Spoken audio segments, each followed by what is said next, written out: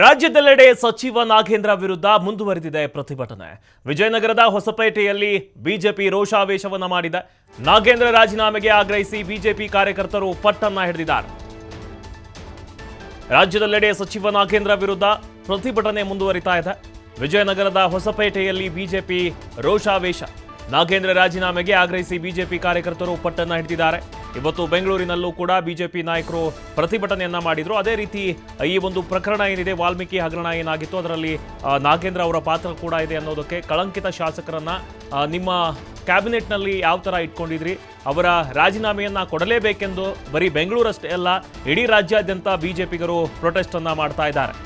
ನಾಗೇಂದ್ರ ರಾಜೀನಾಮೆಯನ್ನ ನೀಡಲೇಬೇಕೆಂತ ಘೋಷಣೆಯನ್ನ ಕೂಗಿ ಕಿಡಿಯನ್ನ ಕಾರಿದ್ದಾರೆ. ರಸ್ತೆಯನ್ನ ತಡೆದು ಪ್ರತಿಭಟನೆಗೆ ಮುಂದಾಗಿದ್ದಾರೆ ಕಾರ್ಯಕರ್ತರು. ಈ ವೇಳೆ ತಡೆಯಲು ಹೋದ ಪೊಲೀಸರ ಜೊತೆ ವಾಗ್ವಾದಕ್ಕಿಳಿದಿದ್ದಾರೆ. ಪೊಲೀಸರು ಮತ್ತು ಬಿಜೆಪಿ ಕಾರ್ಯಕರ್ತರ ಮಧ್ಯೆ ಹೈ ಡ್ರಾಮಾ ಸೃಷ್ಟಿಯಾಗಿದೆ.